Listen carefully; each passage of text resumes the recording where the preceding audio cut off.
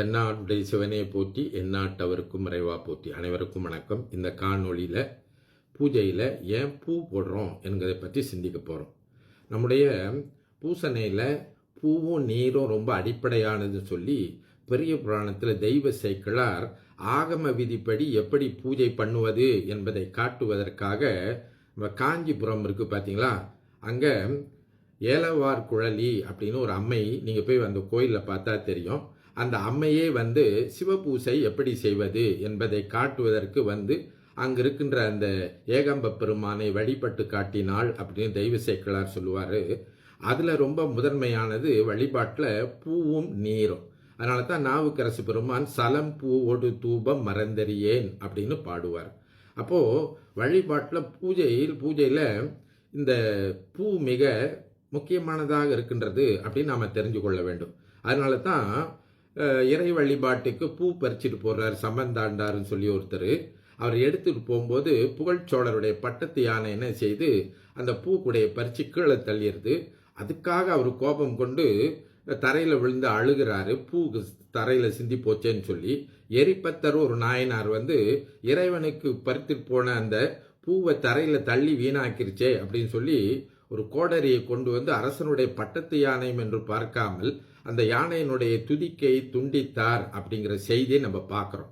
அப்படின்னா அந்த பூ எவ்வளவு முதன்மையானதாக இருந்திருக்கின்றது அப்படின்னு நமக்கு தெரியுது. இன்னும் கூட ஒரு நாயனார் பார்த்தீங்கன்னா நமக்கு முருக நாயனார் என்பவர் இறைவனுக்கு பூ பறித்து போட்டே இறைவன் திருவடி அடைந்தார் அப்படிங்கிற செய்தியை பார்க்குறோம். அப்போது பூங்கிறது ரொம்ப முதன்மையாக இருக்குது. ஏன் அப்படி பூ அவ்வளோ முதன்மையாக சொல்லியிருக்காங்க அப்படின்னு கேட்டிங்கன்னா, பூ நம்முடைய அன்பிற்கு அடையாளங்க. நம்முடைய அன்பின் அடையாளமாக நம்ம கூட பார்க்குற இயல்பு வாழ்க்கையில் யாருக்காவது அன்பு காட்டணும்னு சொன்னால் பூ கொத்து கொடுக்கறது இல்லைங்களா, பூ வாங்கிட்டு போய் கொடுக்கறது அப்படிலாம் பண்ணுறோங்களா. மனைவிக்கு பூ வாங்கி கொடுக்கறது, நம்முடைய அன்பானவர்களுக்கு பூ வாங்கி கொடுக்கறது அப்படிலாம் பார்க்குறோம் இல்லைங்களா. இப்போ பூ என்பது அன்பின் அடையாளமாக இருக்குது. அப்போ நாம் இறைவனுக்கு நம்முடைய அன்பின் உள்ளத்தில் இருக்கின்ற அன்பை அந்த பூவாக எடுத்து இறைவன் திருவடியில் சேர்க்கிறோம். அப்போ பூ அன்பின் அடையாளமாக இருக்குது. அதனால தான் நாம் என்ன பண்ணுறோம், இறைவனுக்கு பூஜையில் பூ போடும் கூட தட்டில் பூ எடுத்து வைத்துக்கொண்டு அந்த பூவை எடுத்து நெஞ்சிக்கிட்ட கொண்டு போய் இப்படி போடணுன்றாங்க. பூவை சும்மா அப்படி நம்ம வீசக்கூடாது, தவறுன்றாங்க. அந்த பூவை எடுத்து என்னுடைய அன்பின் அடையாளமாக உன்னிடத்தில் உன் திருவடியில் சேர்ப்பிக்கின்றேன் அப்படின்னு நம்ம பூவை போடணும்னு சொல்கிறாங்க. அதனால தான் நாவுக்கரசர் சொல்கிறாரு, பொக்கமிக்கவர் பூவும் நீரும் கண்டு நக்கு நிற்பர் அவர் தம்மை நாணியேன்னு. அதாவது சும்மா போலியாக சடங்குக்காக நம்ம பூ போட்டோம்னா அந்த பெருமான் சிரித்து என்னடா இப்படி சும்மா ஒரு அன்பு இல்லாமல் பூவை போட்டுக்கிட்டு இருக்கே அப்படின்னு பெருமானே வெட்கப்பட்டு ஒதுங்கி நிற்பான் அப்படின்னு சொல்கிறார். சாக்கிய நாயனார்னு ஒருத்தர் இருந்தாருங்க. அவர் புத்த சமயத்தை சேர்ந்தவர். அவர் ஒவ்வொரு நாளும் சாப்பிட்றதுக்கு முன்னாடி அவர் பார்த்த ஒரு சிவலிங்கத்திற்கு பூவை எடுத்து போட்டுருவார்.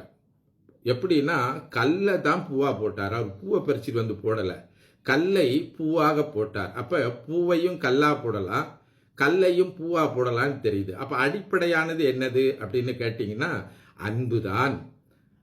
அந்த அன்பு தான் நம்முடைய வழிபாட்டில் பூவாக பெருமான இடத்துல சேர்ப்பிக்கின்றோம். அதனால தான் நீங்கள் பார்த்தீங்கன்னா இன்றைக்கு பலர் என்ன சொல்கிறாங்க, என்ன பூ இறைவனுக்கு போடுறது அப்படின்னு கேட்டிங்கன்னா ஒவ்வொரு கடவுளுக்கும் ஒரு பூவை சொல்கிறாங்க. இப்போ சிவபெருமானுக்கு கொன்றை பூ தான் சிறந்தது, தாமரை பூ தான் சிறந்தது.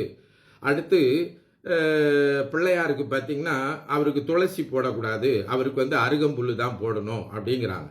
அப்புறம் திருமாலுக்கு போய் பார்த்தீங்கன்னா துளசி போடணும் அப்படின்னு சொல்லி இன்றைக்கு கடவுளுக்கு என்னென்ன பூ போடணும்னு சொல்லி வகுத்து வச்சிருக்கிறாங்க, ஒன்று சொல்லிக்கிட்டு இருக்கிறாங்க. அல்ல வேறு பூ போட்டால் அதனால் பலன் ஏற்படாதுன்னு சொல்கிறாங்க.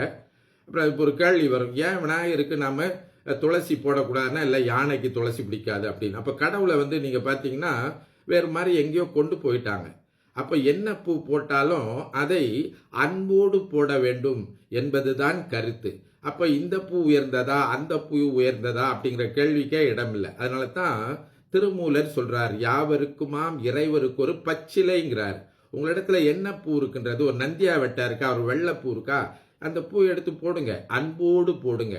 அதை தான் திருஞான சம்பந்த பெருமான் ஒரு இடத்துல சொல்றார், அவ்வினைக்கு இவ்வினையாம் என்று சொல்லும் அகுதறிவீர். அதில் சொல்றாரு, காவினை எட்டும் குளம்பல தொட்டும் கனிமணத்தால் ஏயினையால் ஏயில் மூன்றெருத்தீரென்று இரு பொழுதும் கைவினை செய்தம்பிரான் கழல் போற்றுதும் நாமடியோ செய்வினை வந்தெம்மை தீண்டப்பெறா திருநீலகண்டம் சொல்றாரு. கனிமணத்தால் அப்படின்னா அன்புனால பூவை கட்டி பெருமான் திருவடிக்கு போடுங்க. அப்படி போட்டா என்ன ஆகும்? செய்வினை வந்து எம்மை தீண்டப்பெறா. இன்னைக்கெல்லாம் பார்த்தீங்கன்னா செய்வினை, காத்து, கருப்பு, பில்லி, சூனியம் என்னென்னமோலாம் பயந்துக்கிட்டு இருக்காங்களே. அப்புறம் கொஞ்சம் பேர் சொல்கிறாங்க போன பிறவியில் செய்த பயன் எல்லாம் இப்போ வந்து நிற்குது, நாங்கள் அதை மாற்றி கொடுக்குறோம், கொடுக்குறோம் அப்படிலாம் சொல்கிறாங்க இல்லைங்களா? அதுக்கு இந்த பாவங்களை எல்லாம் போக்குறதுக்கு, செய்வினையெல்லாம் போக்குறதுக்கு இல்லைங்களா, ரொம்ப அருமையான ஒரு வழி சொல்றாரு. என்ன சொல்றாருன்னா, கைவினை செய்து எம்பிரான் கடல் போற்றுதும் நாமடியோம் செய்வினை வந்தமை தீண்டப்பெறா. செய்வினைனா நம்ம இன்னைக்கு செய்வினைனா வேற என்னமோ சொல்லிட்டு இருக்கோங்க. அவன் செஞ்சு வச்சுட்டான், இவன் செஞ்சு வச்சுட்டான் அப்படின்றோம் இல்லைங்களா? செய்வினை போன பிறவியில் நாம் செய்த வினை, இப்பொழுது செய்து கொண்டிருக்கின்ற வினை, இனி வருகின்ற வினை, இதைத்தான் பாவ புண்ணியம்னு சொல்றோம் இல்லைங்களா? இது உறுதியாக வந்து தீண்டாது. இது சத்தியம். இறைவனுடைய திருநீலகண்டத்தின் மீது ஆணைங்கிறார். செய்வினை வந்து எம்மை தீண்டப்பெறா திருநீலகண்டம்னு ஞான சம்பந்தர் சத்தியம் பண்ணி சொன்னது. ஞான சம்பந்தர் சத்தியத்தை விட பெரிய சத்தியம் இருக்கா நமக்கு? அவர் சொல்றார், பாவம் தொலைன்னா பூ போடுங்க இறைவனுக்கு, பூ போட்டு இறைவனை வழிபடுங்கள். காவினை எட்டும் குளம்பல தொட்டும் கனிமணத்தால் அப்படின்னா காணா பூங்காவை எங்க வீட்டில் 2 செடியை நடுங்க, அது 2 பூவை பறிங்க, பறிச்சுட்டு வந்து போடுங்க, உங்களுடைய பாவெல்லாம் தொலைஞ்சி போகணுமே. எந்த காசும் செலவு இல்லாமல் ரொம்ப எளிமையாக சொல்லியிருக்கார். ஆனால் நமக்கு தான் என்னன்னா, இந்த அருளாளர்கள் சொன்னதெல்லாம் நம்பிக்கை இல்லை. ஏன்னா அதை படிக்காதனால நம்ம யாரையும் சொல்கிறது நம்பிக்கிட்டு என்னென்னவெல்லாம் பண்ணிக்கிட்டு இருக்கோம். இன்னைக்கு என்னென்னவெல்லாம் சொல்கிறாங்க, இறைவன் திருவருள் பண்ணணும்னா இதை பண்ணுங்க, அதை பண்ணுங்க அப்படின்னு என்னென்னமோ இன்றைக்கு பார்த்தீங்கன்னா வணிக முறையில் அவங்க இந்த நம்மை அவங்க ஒன்று சொல்கிறது போக நாம் இதெல்லாம் தெரியாதனால ஏமாந்து கொண்டிருக்கோம், பணத்தை செலவு பண்ணுறோம், என்னென்னவெல்லாம் பண்ணுறோம். அப்போ ரொம்ப எளிய முறையை நம்முடைய அருளாளர்கள் சொல்லி இருக்கின்றார்கள். அவங்க என்ன பண்ணியிருக்காங்க, திருமூலர் சொல்றாரு, பூ கிடைக்கலையா பச்சிலையாவது போடுங்க, ஆனால் முதன்மையானது என்னது? அன்பு, அன்பு, அன்பு. அதனால தான் அந்த பூவை போடுகின்ற போது அன்போடு இறைவன் திருவடியில் சேர்க்க வேண்டும் என்று சொல்கின்றார்கள்.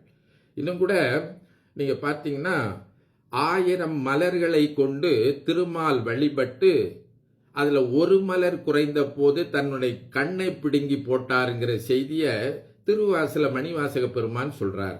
இப்போ பாருங்க, இந்த பூ போடுறங்கிறது எவ்வளவு முதன்மையான ஒன்றாக இருக்கின்றது, எல்லோராலும் செய்யக்கூடியது. பூ தேர்ந்து தாயன கொண்டு நின் பொன்னடி ஏத்தார்தார் இல்லை என்னுங்கால் அப்படிங்கிறார். ஞானசம்பந்தர் சொல்றார், பூவை நல்ல பூவை எடுத்து அதை தாயே அப்படின்னு என்னை காக்கின்ற பெருமானே அப்படின்னு திருவடியில் போடுங்க. போட்டால் அந்த பெருமான் உங்களுக்கு எல்லாவற்றையும் தருவான், பாவங்களை போக்குவான், நம்மை காத்தருளுவான் என்று நம்முடைய நாயன்மார்களெல்லாம் அறுதியிட்டு உறுதியிட்டு சொல்கின்றார்கள். எனவே இன்னும் கூட திருமூலர் சொல்றாரு, வீட்டு முன்னாடி ஒரு செடி நட்டு வச்சு அதிலிருந்து பூவை பறித்து போட்டிங்கன்னா சொர்க்கத்துக்கு போகலாம், வானுலகத்தை ஆளலாம் என்று சொல்கின்றார்கள். எனவே வழிபாட்டில் பூ போடுறது, அன்போட போடுறது ரொம்ப முதன்மைங்க. அதுல என்ன பூ போடுறதுங்கிறது அடுத்தது, அவரவர் வசதியை பொறுத்தது. அதனால இன்ன பூவை போட்டா கூடுதல் அருள், இன்ன பூவை போட்டா குறைந்த அருள், இன்ன சாமிக்கு இன்ன பூ தான் போடணுங்கிறது இல்லை. பூவை போடுங்க, இல்லாட்டினா மூலிகையை போடுங்க, பச்சிலையை போடுங்க, அந்த பெருமான் அருள் புரிவான் என்று சொல்லி இன்னும் ஒரு காணொளியில் உங்களை சந்திக்கும் வரை விடை பெறுகின்றேன். தென்னாடுடைய சிவனே போற்றி, எந்நாட்டவர்க்கும் இறைவா போற்றி. திருச்சிற்றம்பலம்.